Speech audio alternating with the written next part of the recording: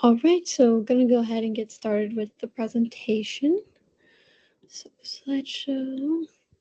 All right, so for this training, I wanted to discuss the training of trainers. I just feel as though the biggest mistake an organization can make is not putting enough energy, time, and effort into the training and development of their employees.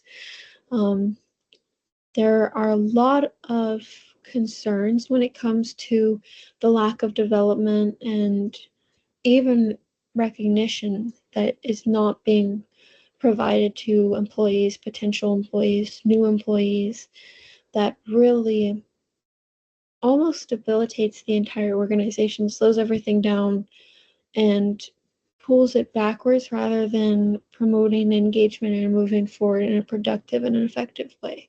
So we're going to be discussing consistency, clarity, and alignment in employee development. First, I'd like to discuss my own personal experience as a manager. When I was 17, I was a manager at a retail store called Aeropostale.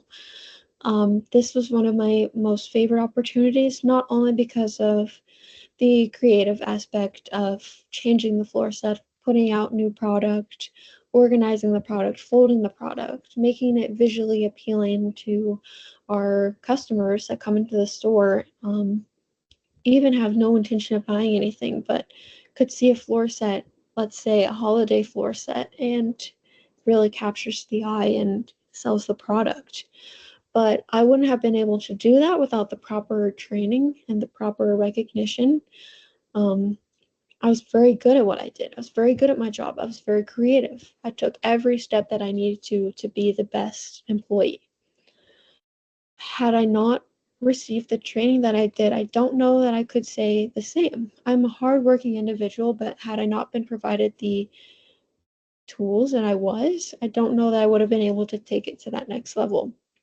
And as a manager, it's also your duty to then train the people that come under you, which was also one of my most favorite aspects of the job. I took a lot of pride in the development of my employees. I felt pride, and their work was ultimately my work because they were a picture and a representation of what I was, of what I put into them, of what I showed them, of the example that I set for them. So ultimately, I learned so much in that invaluable experience of teaching, educating, providing leadership, providing an example, being a role model, showing them the rights and the wrongs, showing them, hey, if you fold every third gene, the pile will remain straight. Simple things such as that. Having that OCD mindset really helped me to know and notice the small details that other people may not. And how can I share that? How can I share those experiences? How can I share those details and those concerns if I'm not even aware of them, if I wasn't taught those, if I wasn't trained on them? So I think that played a huge role in my development, not only the actual development, my actual training, but the way that I was able to then take that training into my training of the younger employees. And I think my biggest takeaway, the one thing that really helped me to thrive in that setting was that, and this is going to sound ridiculous, it's going to sound so silly. You might even ask yourself, how could something so small make such a big impact? But it is just the truth. It is, and it's especially essential for those who are visual learners. But all in all, I would make lists. I thrive on lists, but it also helps to visualize, okay, here's what needs to get done. Here's what I can do. Here's what they can do. So, how can we separate these tasks by priority, by timing, by who's on the shift at what point, by when making sure we need to get it done before so and so goes on lunch and so goes on break, and how how can we get these things done in priority and in order and so that they're all completed, but we all know which task is ours so that one, we don't have the same two people working on the same task, that it's not even needed, therefore wasting more time when we could be using our time on better resources and better processes. So that was a big thing for me because I could say, okay, I'm going to take the front of the store, I'm going to redo the floor set, I'm going to arrange it, I'm going to set it, I'm going to fold it, and then Maria, I would like you to recover the left side of the store. And Jacob, I would like you to recover the right side of the store. I want you guys to fold everything, tuck tags, make it look nice on the hangers. And then I could say, Angelica, I need you to work on shipment because if we're not getting the product out on the floor, then we're not able to sell product. Because if we're out of someone's size and we don't have it out front, but we have it in the back, that's a missed opportunity to sell an item. So it's important to decide, okay, shipment is important. Floor set is important. We have a due date in which our floor set needs to be completed. So those are going at the top of the list. This is who's doing that. This is who's doing this. That makes the world of a difference in ways that I cannot even explain. Now, moving on to as an HR professional. Over the spring, I was able to intern at a nonprofit organization in Colorado where I was the HR specialist intern. So I was in charge of the urine tests for drugs. I was in charge of the onboarding process. I was in charge of team meetings. Okay, what are we going to eat? What is our activity? Who's going to be speaking?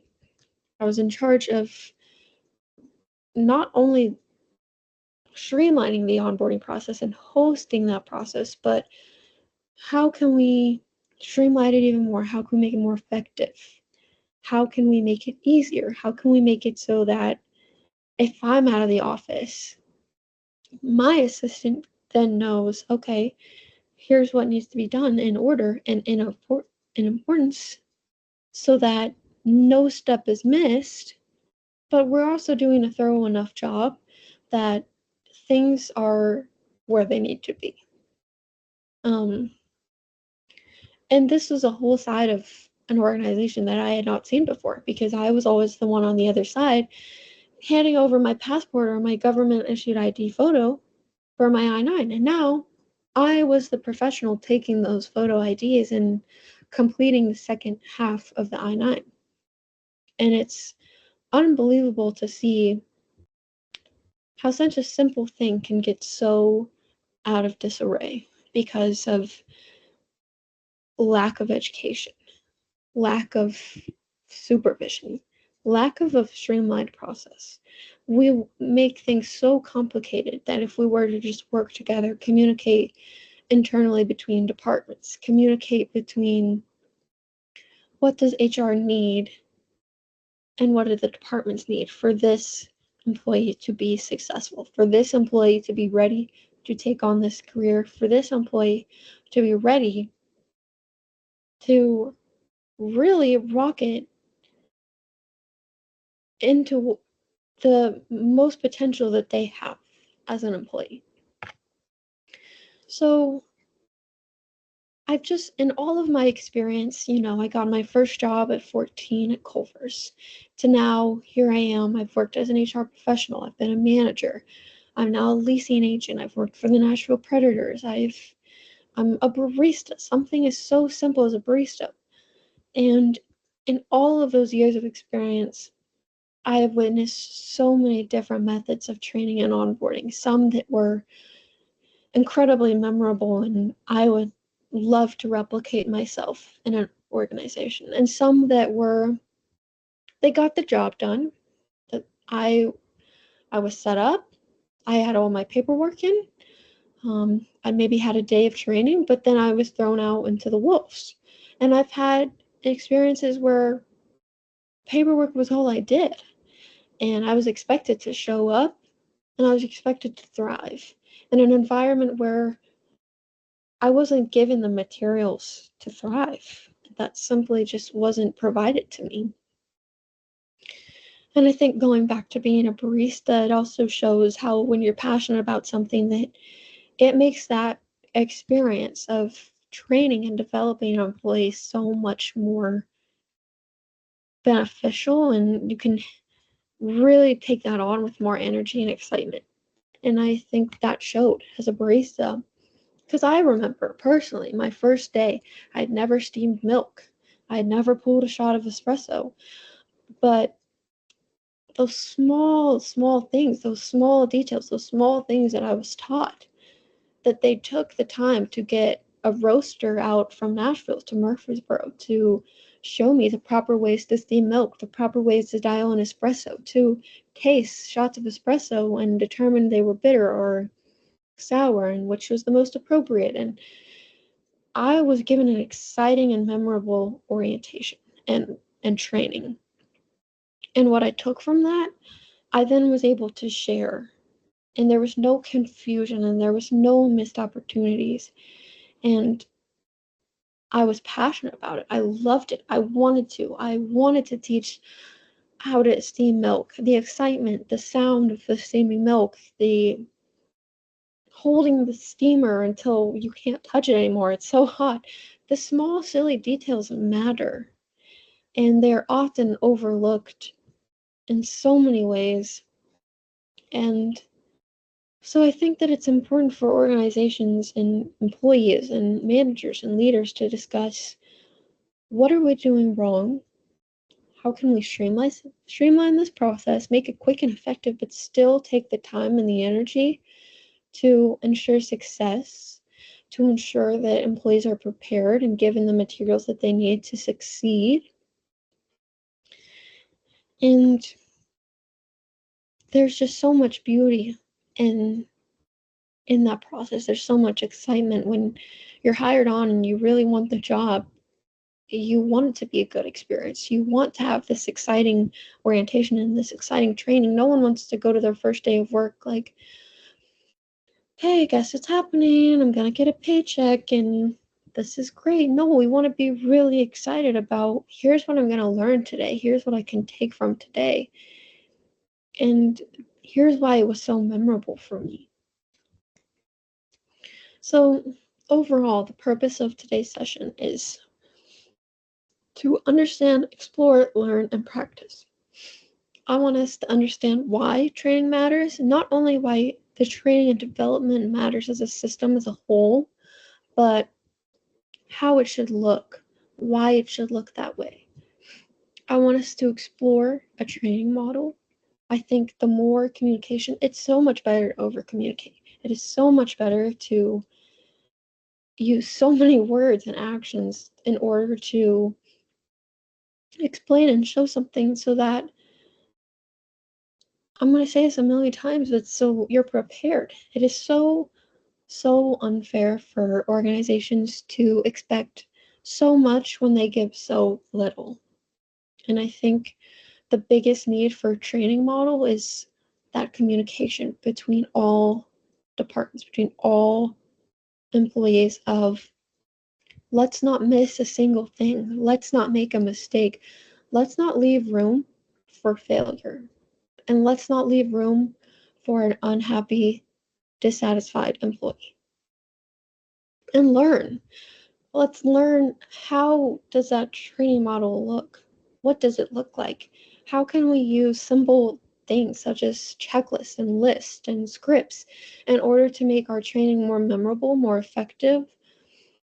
And then how can we practice those? How can we use these concepts in real world situations and real scenarios with potential employees? So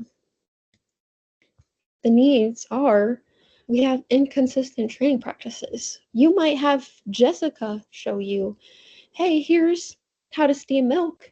And she might do a phenomenal job. She might tell you the exact temperature the milk needs to be. She might tell you the amount of time it approximately takes for it to get to that temperature. She might tell you which milks are harder to steam.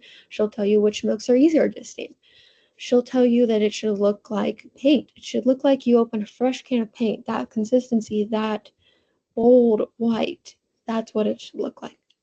On the other hand, you might have Sarah, and Sarah might just say, yeah, it's going to be really loud, and as long as it's hot though. Who do you want to train your employees? It's not Sarah. And if you have more than one person providing that training, and that is the experience, is that one employee is going to get better training than the other employee, that says a lot. That brings up a lot of concerns and hesitations, and that is something that needs to be addressed and resolved immediately. That is why, now going into the mixed messages, is why communication, communicate.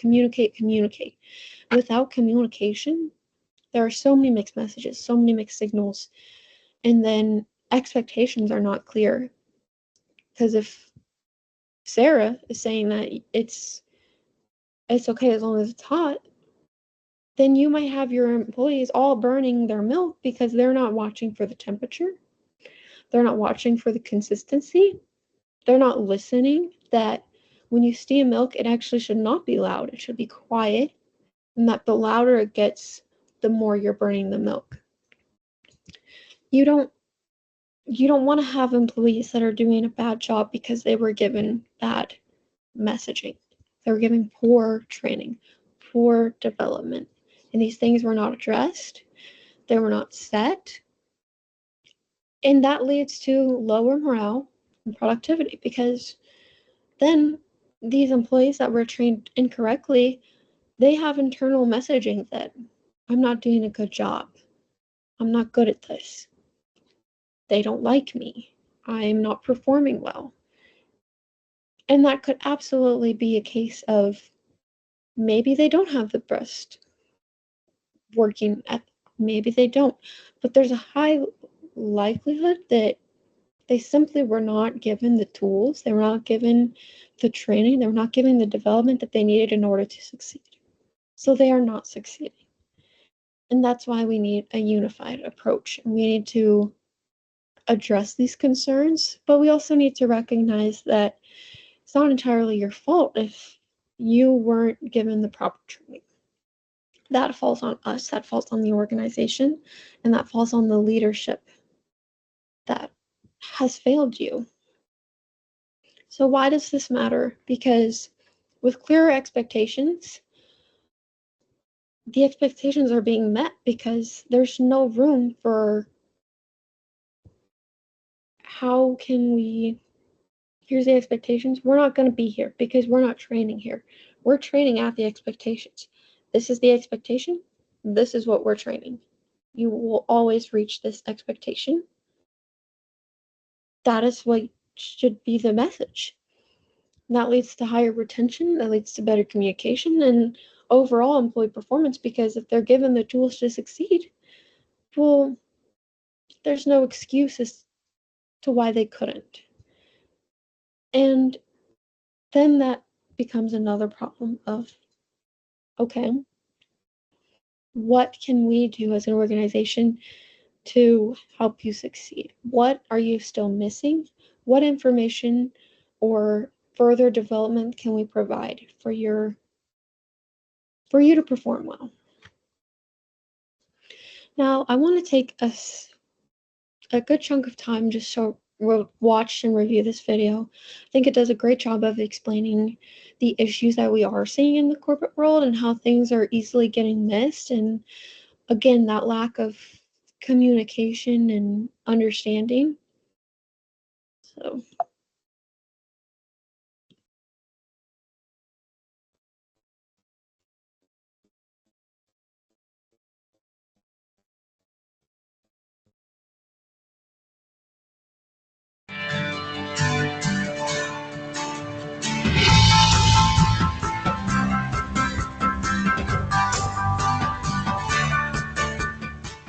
Sometimes learning isn't what you think.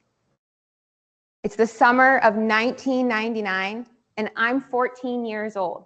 It's hot and muggy in Northeast Ohio, and I'm baling hay with my grandpa Leroy and my sister Abby. Now, when you bale hay with my grandfather, it's always assumed that you know the rules and that they're strictly followed. 2 hands up like this means stop, we've got a problem. A thumbs up or rotating your shoulder means good to go. And moving your hand like this means cut the engine. We've got a major issue. So today, Grandpa and I are baling the hay, and Abby is driving the tractor, and Grandpa and I are doing the stacking. This totally legit influencer loves electric vehicles. As if. This IRL test drive will change your mind. Just like that, the influencer has become the influenced. Toyota BZ, one drive can change your mind. The last rule is that you're only to stack the hay bales 5 rows high. Grandpa and I are doing the stacking, and I look back, and he's no longer on the wagon. Abby, stop, Abby. I jump off the wagon and kneel down. Grandpa, are you okay? He says yes, as he tries to get up, but can't. We find out hours later that he's broken his hip. A few days later, we're back out on that flatbed wagon while a farmhand drives the tractor and Grandpa's hip heals. Abby and I are doing the stacking. We go 5 rows high. I yell, go in or go up. We look at each other in the moment and decide we're gonna go on up. We've got the skills to do this. We go 6, 7, 8, 9 rows high. It is awesome. We are just about done for the day, and we're circling the outer edge of the field, and off pulls a black SUV. Out jumps a man with a fancy camera. Abby and I look at each other and look back at him. He's taking pictures of us, probably because our wagon is so impressive. He walks over to us and says, who owns this farm and what are your names? This is Leroy Wuthrick's farm, and we are Abby and Katie Wuthrick. As he pulls away that day, we look at one another and think, what if Grandpa sees that picture? Oh well, there's nothing we can do in the moment. Sure enough, the next day on the cover of the Alliance Review, there we are. And sure enough, Grandpa sees it too and is visibly disappointed. So I asked my dad, what's the big deal? He responds, it's not about your ability, it's about safety. What happens if you're driving that load down the road and hit a pothole and it all comes tumbling down, causing a car accident? Or if it starts to rain, at that height, it doesn't even fit into the barn and you could jeopardize the quality. He says it's not about doing the right thing when everyone's watching. It's about doing the right thing when no one's watching. I learned that day that I had spent years of learning for a moment's decision. In business today, isn't it all about the moment? We act before we think, we train with no measure of success, and focus on the short-term win. Ready, fire, aim. This is not the path to success in farming or your business. I have learned some extraordinary things in my early upbringing on the farm about learning that are deeply valuable and that I think the corporate culture could learn something from the agriculture world. Today, I'd like to discuss how I think that learning and development could be drastically improved in our business world. Just like Grandpa was teaching me to respect the process of how things are done, I am emphasizing that we must also focus on how learning is done in our corporations and how the development of our most precious resource, our people, is one of the most important decisions we can make. If your people matter, we must dare to take learning from a moment to a movement. Let me describe how I'm using the word moment. Every year, billions of dollars is spent and wasted in training development of our employees. According to Forbes, 87.6 billion is spent in America on developing our employees. The good news is that our corporations are spending money to develop and train their employees. The bad news is that, like most of you, I know that many of these trainings aren't helping to move the needle, make our employees more actively engaged to increase the bottom line. That's the problem. Many of these trainings aren't generative or developmental. They're a momentary training for a temporary problem. That's what I mean by a moment, a quick fix. Gallup has found that the most important thing in high performance cultures is creating a high development atmosphere. Gallup also has noted that those companies who strategically invest in employee career and development are 11% more profitable and are twice as likely to retain their employees. It makes sense, doesn't it? High achieving people seek a high development culture. And all employees have the psychological need to learn and grow as human beings. Gallup also notes that 9 out of 10 millennials think that career growth and professional development is extremely important. This should make us all perk up, folks. The millennials are driving the workforce of today. Gallup also notes that those who are not thriving in well-being are 48% more likely to leave your organization. It's not a pleasant statistic. So, what do we do? What do we do with this challenge? I propose that we move away from one-off moments and toward a movement, an evolving movement with an educational model. Let's look back to the farm for inspiration. 1 century ago, the National Smith-Hughes Vocational Act was passed. This act emerged from America's need at the turn of the century to have youth that are more ready for their lives ahead. Society needed youth who were able to learn in the classroom, problem solve through supervised experiences, and lead and develop leadership skills. From this act emerged the 3 circles of agricultural education: classroom, supervised agricultural experience, and the FFA. The FFA is formally known as the Future Farmers of America and is an organization for students interested in agriculture and leadership. Today, the National FFA organization has more than 730,000 members and millions of alumni. I was first exposed to this model during my undergraduate career at The Ohio State University. I then spent 9 years working for the National FFA organization and immersing myself in this model and helping others to learn and implement it too. I know that this model has some lessons and is the ideal framework to move our culture to a learning culture.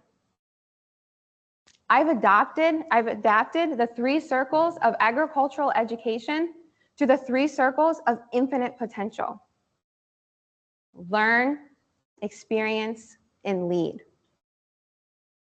First, we must decide to create an all-in learning culture. Second, we must commit to shared experiences because shared experiences motivate and inspire. And third, we must decide to intentionally lead ourselves because leadership starts from within. If you see up on the screen where the gold is, where those 3 components overlap, that's the sweet spot. That's where exponential growth lives in your infinite potential. Let's start with learn. We must create an all-in learning culture. Everyone must be on board with perpetuating this norm from the very top. Within this learn circle is our typical classroom instruction: webinars, podcasts, seminars. When we focus on learning, in a typical classroom setting, we are able to better serve our employees. You may be asking yourself, what should we be learning? It's pretty simple. Ask your people, what are your gifts and innate skills? What are your learned skills? Make a list and keep a record. This isn't to know and then dispose. It's to know and to grow. It's an evolving list. Next, decide. What books, podcasts, seminars are you and your people going to commit to this year? When we learn in the classroom setting, we can grow with our experiences. What happens if we're learning to stack hay on a flatbed wagon and we just throw you up on the wagon and say, figure it out? Sure, you'd get it eventually, right, by trying and watching and learning and failing, but we're losing valuable time. Kroger shoppers get up high quality and down low prices. Kroger, fresh for everyone. What if I taught you the basics in the classroom of the physics of stacking rectangular bales, what to do with your arms and your legs? Your growth would happen at a much more accelerated rate. Now let's change context to something like project management. Can you see how this might apply here too? If you're learning about project management from a book or seminar in tandem with an experience, your growth rate will extremely accelerate. This experience is the focus of the next circle. We must commit to shared experiences because shared experiences motivate and inspire. We have to build a try-it-on atmosphere where people are able to try and learn and fail, be coached, and try again. Each person should have a mentor. And if there's a skill that one of your teammates wants to hone and there's no one within your organization that has a greater mastery, they should be encouraged to look outside of your organization for a mentor. These shared experiences make sure that everyone is looking out for everyone's well-being. When we're learning a new skill, whether it's a technical skill or a leadership skill in the presence of an expert willing to coach and provide feedback, our growth can happen so rapidly, we send ripples through the organization. Quality feedback loops are an essential element to fast, easy, and effective learning. Next, let's talk about the final circle, lead. We must decide to intentionally lead ourselves because leadership starts from within. If I had known the value of integrity in 1999, I wouldn't have disappointed my grandfather, and I would have been better equipped to make the right decision. The same goes for our team members. We have to support them in areas of personal growth and development, such as emotional intelligence, professional development, spiritual growth, mental well-being, just to name a few. These self-leadership goals are the foundation of success. We need to make sure that our employees are setting goals in all three areas. When we lead ourselves, we know the value that we can provide. Please excuse me for a moment as I rant about this phrase, work-life balance. It's overused, and it often fits into this circle. This is a false dichotomy that isn't healthy for ourselves or our teammates. Why should all the fullness of life be balanced with just work? We have to start rejecting that binary view and start realizing and recognizing that our lives are fuller and more satisfying when our work aligns with our core values. When we make time to contribute to our communities, practice our faith, focus on our physical well-being, our mental well-being, we are better suited to serve one another.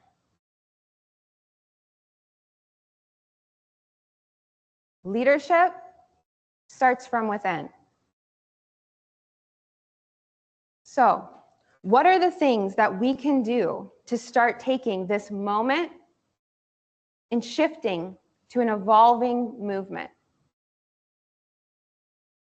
Because people matter. People matter more than temporary problems. We must decide that we will encourage and insist that our employees set specific, measurable, attainable, relatable, and time-bound goals in each of these 3 circles. We must decide to create an all-in learning culture. We must commit to shared experiences. Because when we share experiences, we enrich those people around us. And we must intentionally lead ourselves, because then we can be better leaders for everyone. I challenge you to do the right thing when no one's watching, and to start believing and investing in your infinite potential. Thank you.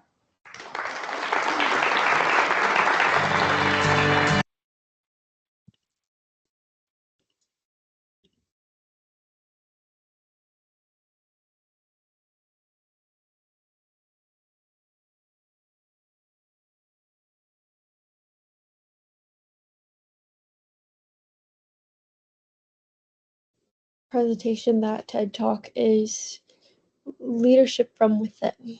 If we do not feel confident in our ability to lead, or simply our ability to perform outstandingly, then how can we be expected to put forth that energy and that knowledge and that excitement into the people that we are developing? So it is crucial to remember of what the experience was in order to get to that point of leadership, and how can we, moving forward, bring that leadership that we gained from elsewhere, but also that we have within ourselves, and apply that when training and developing employees. So I thought that was a really great point that was made. Now, when we talk about our SMART objectives, it's important to identify the 3 elements. It's important to demonstrate use of checklists and script, and you want to apply this model as quickly as possible to kickstart that success and kickstart this program, and really, really tune in on this training and development process. So here is our agenda, which we already went through: the welcome and discussion. We went through a little bit of tools and frameworks and effective practices. But the biggest question I want to ask is, what challenges do you face when training new employees? So if any of you have a challenge that you faced recently, whether that was during the onboarding period, whether that was during the training, or even something that you noticed after the training in the first few weeks, but that were a product of the training, that maybe something was missed or miscommunicated, or that the expectations were indeed not set very clear, and how that impacted their ability to perform, and what was your reaction in that scenario? Those are great challenges. So let's discuss the common training gaps. Obviously, we've talked about the lack of communication. We've talked about the missteps. We've talked about the expectations not being set, or the expectations can also just be set very high and not be met when the tools are not provided. But they can also be set low, in which then, yeah, the performance isn't great because there's low expectations, and what is the urgency? what is the importance of performing well if the expectations are set low? No, but there's also two important ones that are also quite overlooked, which is relying on memory. If I, going back to our example of steaming the milk, if I train someone based off, oh, I steam it until I can't touch it anymore, it's so hot. Well, then that provides a miscommunication that that's the expectation. Like, until you have burned yourself, the milk is not ready. Whereas we should really take the time and the energy to allow for there to be an understanding of no, we don't want you to burn yourself, one, but we also don't want you to burn the milk. And there is indeed a set temperature and there is a set consistency to ensure that the expectations are met and that the product is the highest of quality. So now when we talk about standardized training models, we have the same things: the feedback, the milestones, the checklist, the expectations, the communication. This isn't day one, hey, here's what your role is, here's what my role is, and we're gonna put you on register, and we're just gonna hope that you catch on.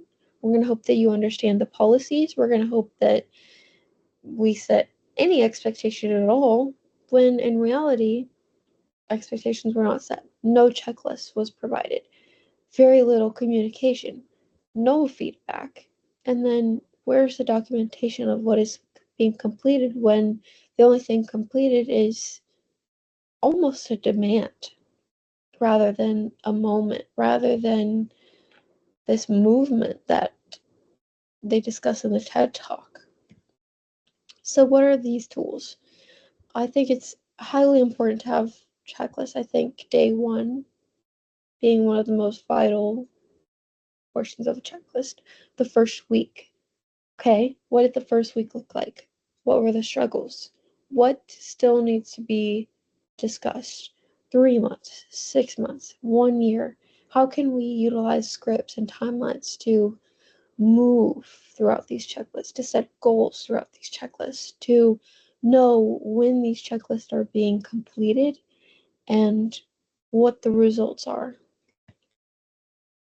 So, day one, obviously, you want to provide a tour. You want to introduce the team. You want to welcome the employee. You want to review the schedule, the dress code, and ensure that all paperwork and state and federal laws are met when it comes to that HR paperwork. Um, these are crucial things, and I mean, I don't even see a way that this could be messed up. But it is. It just simply is. And so when we move on to the 1 week checklist, I think it's important to have these check ins of what are the goals? What barriers, what conflicts have you run into? What has your experience been? How have you been performing? What could we provide in order to help you succeed and perform exponentially higher? Here's the feedback we have for you. We've noticed, hey, we don't we think you could approach the customers with a more enthusiastic attitude, or we think that you could have better time management skills, work on arriving on time, things in that manner. But also, I think it's important to name that the first portion of employment, those first few moments, those first few weeks, are of the most utmost importance, because it leaves a brand, it leaves a moment, it leaves an impression, and that sets the tone for the entire period of employment. And it can really make or break the experience. And that leads to shifts and turnovers that a company may not have room for, or the budget for, or it just, it really makes a big difference. So at 3 months, what can we do? We can discuss long-term investment, long-term interest, long-term development. How do you see yourself performing here long term? What would you like to see long term? How can we help you to reach those goals? And how have you met the goals that we had already set? What are your strengths? What are your weaknesses? How can we support you? How can we further integrate you into this team and really improve the collaboration and cultivate a healthy and supportive, respectful working environment? Then we get to the 6-month checklist. We're checking consistency. We're solving problems that have arisen. We're ensuring satisfaction within the role. We're checking that the employee is capable of taking on the workload that we have set the expectations for. And if those expectations are being met, and if they aren't, how can we lower this workload or shift this workload to better fit their needs, but also ensure that what's what needs to get done is getting done. And then how can we provide further professional feedback? Then we have 1 year. This at 1 year, the employee has experienced a lot of the organization, the ups, the downs, their strengths, their weaknesses. They've gotten to know themselves as an employee, and they've gotten to know themselves within the organization, and they've gotten to know the organization. And so, what has that growth looked like? What gaps can we fill in?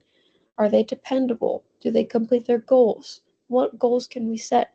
How are they advancing in this organization? And what other support can we provide to ensure that they are still performing well? They feel confident in their ability to do their job. They feel supported. They have a healthy work-life balance, that our our turnover rates are not getting higher. So I think it's important to have these checklists. I think that these are some often simple things that you can just check, you know, in just reviewing and watching. But there's also moments that you can sit down and say, hey, I would really like to go over your performance. I would really like to share some feedback. I would love to be provided some feedback on how we could have better handled or prepared you for your employment and any situation or conflict that has arrived with that. And so I think those face to face conversations are crucial when it comes to training and development and setting those expectations and having the proper communication channels, and then documenting what was said, what the goals are. And then that way, as the cycle continues, you're able to document all of those feedbacks, all of those goals, all of those conversations, and really apply that to future employees. And even furthermore down the line with that employee, if seeing how far they have come, seeing how far the organization has come as a whole in terms of their training and development approach. And so for the script, you set the expectation, you explain why that expectation is, you model the behavior, you are the role model, and then the employee can practice that behavior, practice that model, provide feedback, in which case the HR, the manager, supervisor can document. And then that helps us to know, okay, what expectations were not set that need to be set, what expectations were set appropriately. And we take that feedback, we document it, and then it really helps to improve that model, improve the practice, improve the feedback. It really is a cycle that is never ending, and there's always room for improvement. There's always room for more communication and growth. So now I want to take a few minutes to break out into groups and role play training. Um, let's say that it is the first day and you have to give a tour of your office and you have to introduce one another and describe the job description. What does that look like? So I would like groups of 3 or 4, and if one of you could be the trainer, one the employee, and one the observer, and then maybe we'll have different rounds so that you guys can switch and um, have that moment.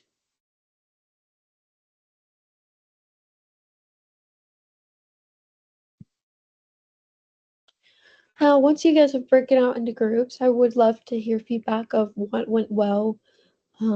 What moments did you struggle with?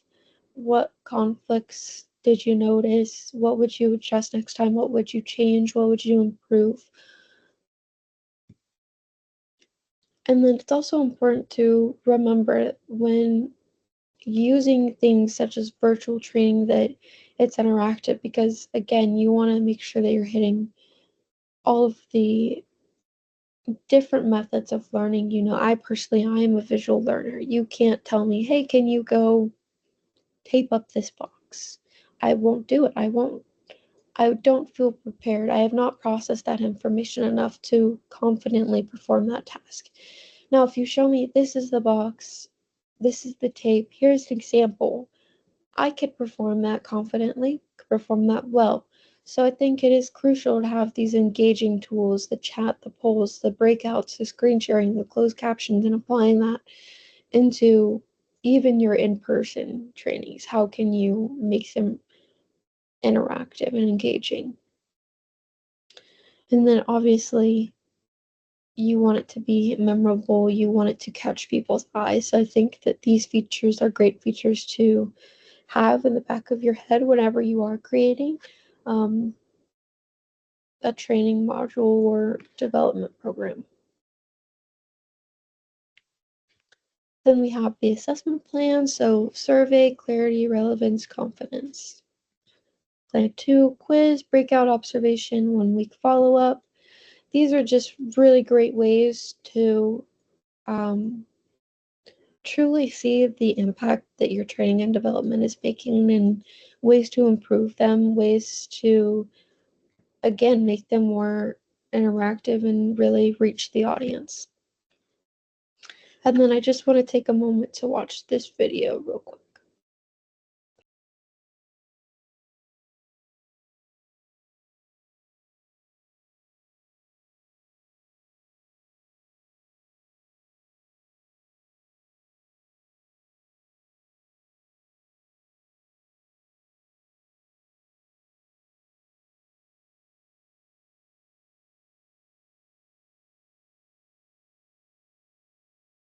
Of human resources, training and development.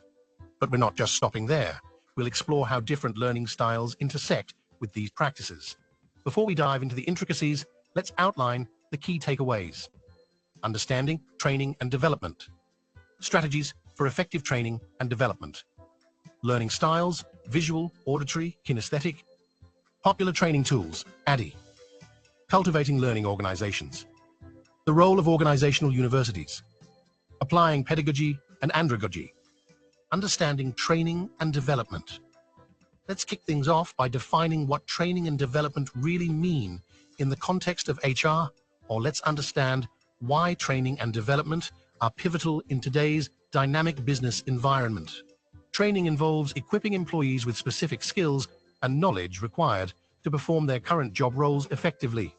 Simply put, training is an investment in your most valuable asset to your workforce. On the other hand, development focuses on preparing employees for future roles and responsibilities within the organization. Training and development initiatives are crucial for improving employee performance, increasing productivity, fostering employee engagement, and driving organizational growth. They're not just about acquiring skills, they're about ensuring those skills are effectively absorbed.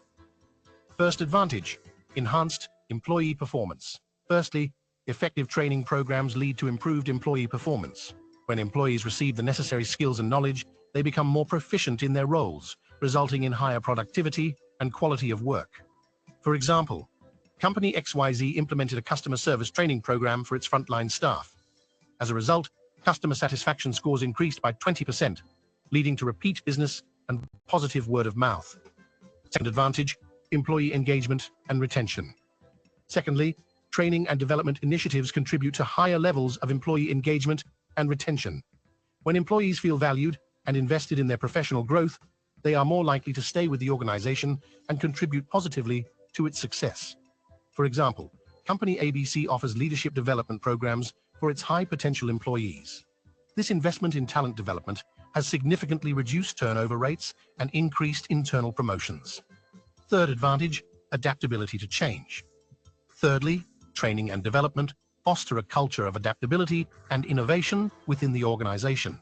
In today's rapidly evolving business environment, organizations must equip their employees with the skills to embrace change and drive innovation. For example, In response to technological advancements, company ABC implemented a digital skills training program for its employees. This enabled them to leverage new tools and platforms, leading to process efficiencies and competitive advantage. Strategies for effective training and development.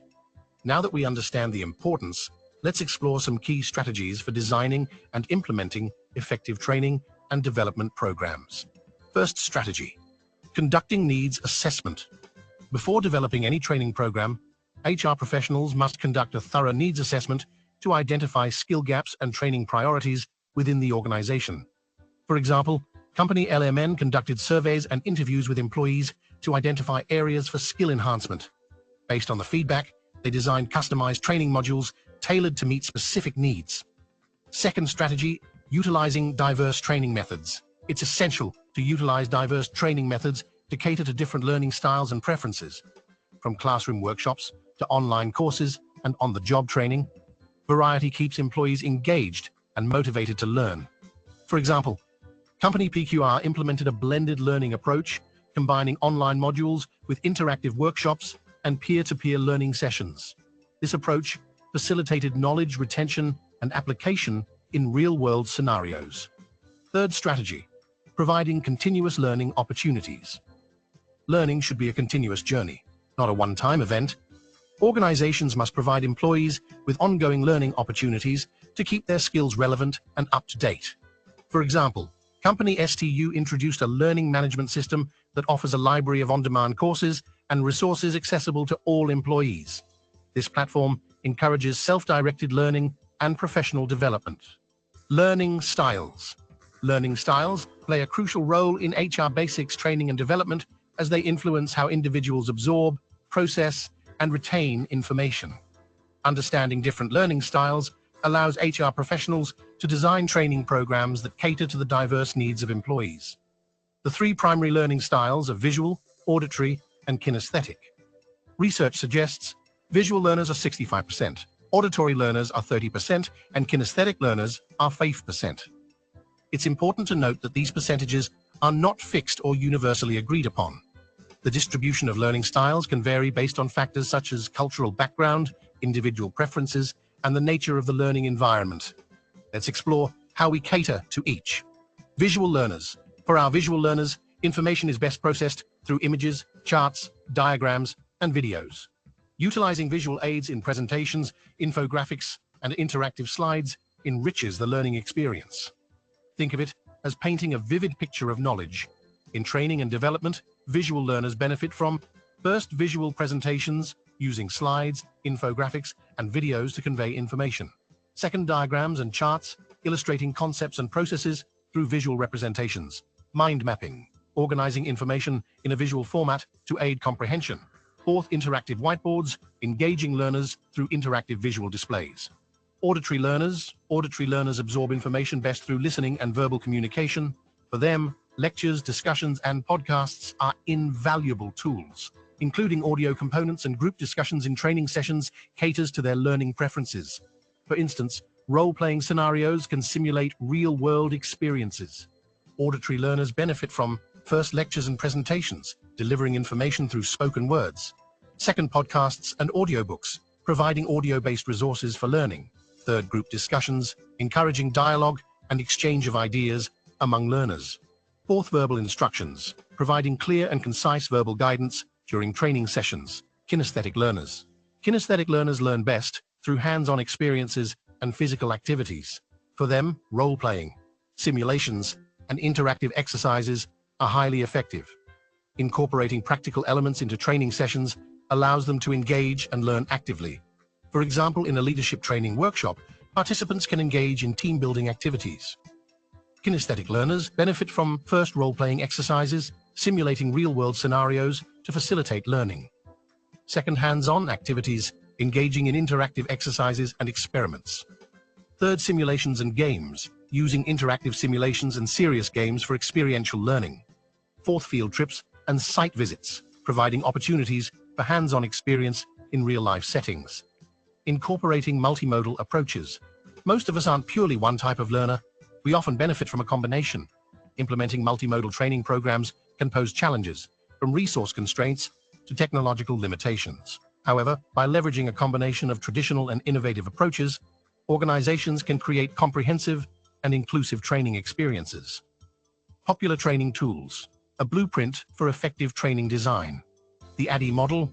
Now that we understand our learners, let's explore the framework that guides our training design. The ADDIE model.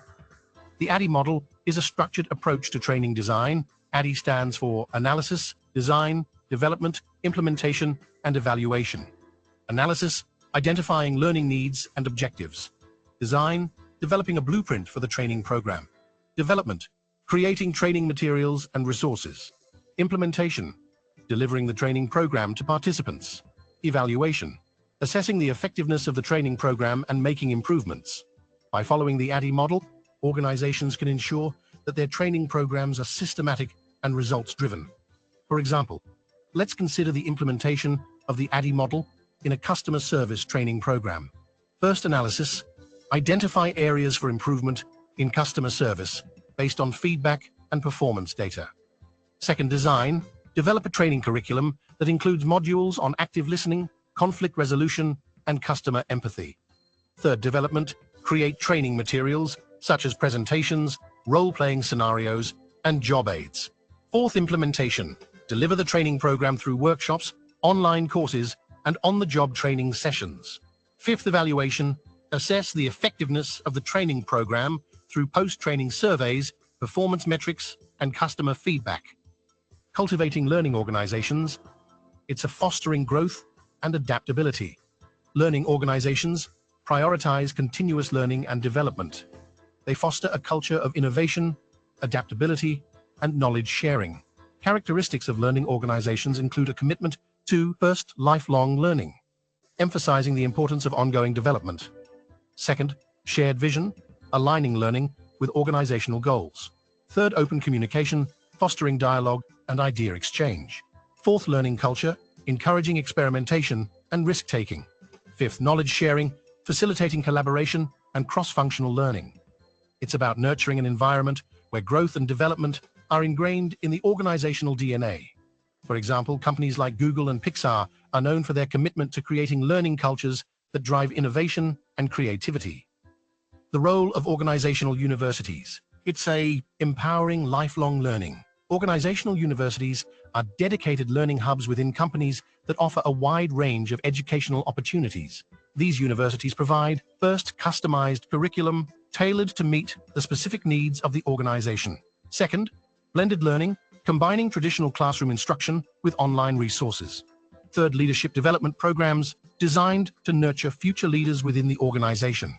Fourth, continuous improvement initiatives, encouraging employees to seek out new skills and knowledge to stay ahead in their careers. For example, a technology company establishes an organizational university to provide employees with access to online courses, workshops, and leadership development programs. Employees are encouraged to pursue continuous learning and professional growth to stay updated with industry trends and advancements. It's about empowering employees to chart their learning journey within the organization. Applying pedagogy and andragogy. It's a tailoring training for different audiences.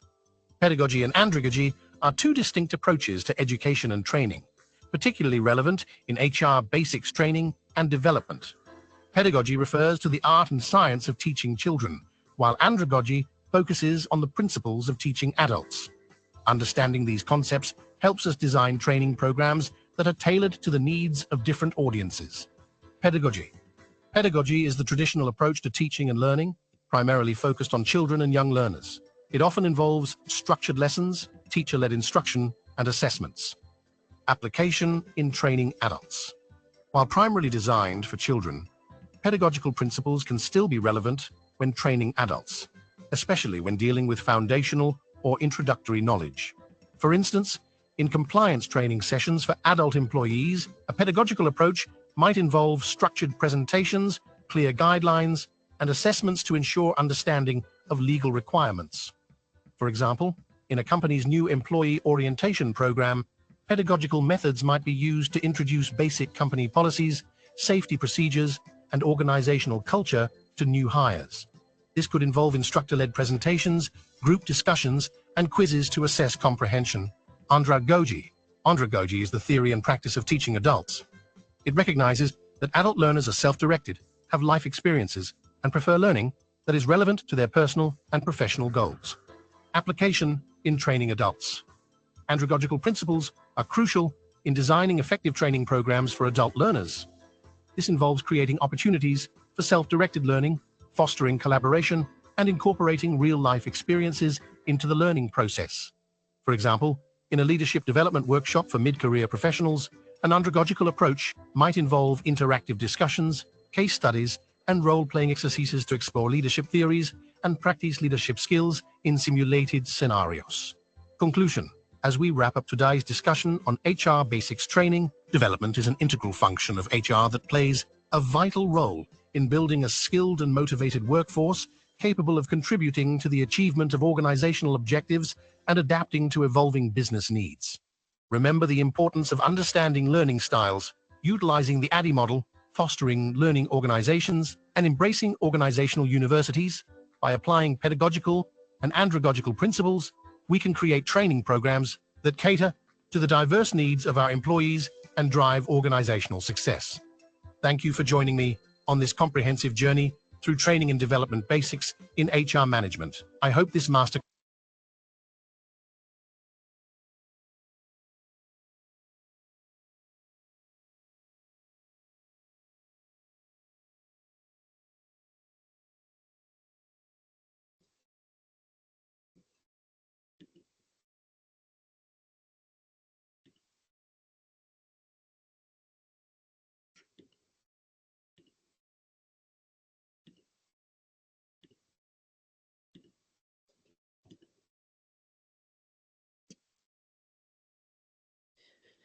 What I love about that video, what really stands out to me is the way in which it hits every single mark. It hits every key takeaway. And it really tunes in on those different learning methods and how one person could be a visual learner, one person could be an auditorial learner, and how you should consider these things when training and developing your employees. And I think that is an important piece of training and development that many don't consider, is that it can't always be uniform. Sometimes it has to be customized in order for it to reach the audience in the most effective way. And so the key takeaways overall was that the structure, the clear expectations, the communication, it reduces confusion, it reduces mistakes. Consistency improves performance. Tools make training easier, more effective, streamlines the process. And strong culture needs aligned supervisors. If the supervisors aren't aligned, then if the training can fall apart and employees suffer, the team suffers, the organization suffers as a whole. So, final questions. If anyone has any questions or needs anything clarified or really needs some support or advice on the way in which they are currently handling their hiring and development process, I am an open book. Please go ahead and ask me some questions. All right. And I just want to thank you guys for coming and viewing my presentation. If you walk away with anything from this presentation, please let it be that communication is key. Without communication, there are so many mistakes, there are so many gaps, there are so many ways in which things are not addressed or shared properly, and it truly has an impact on the organization.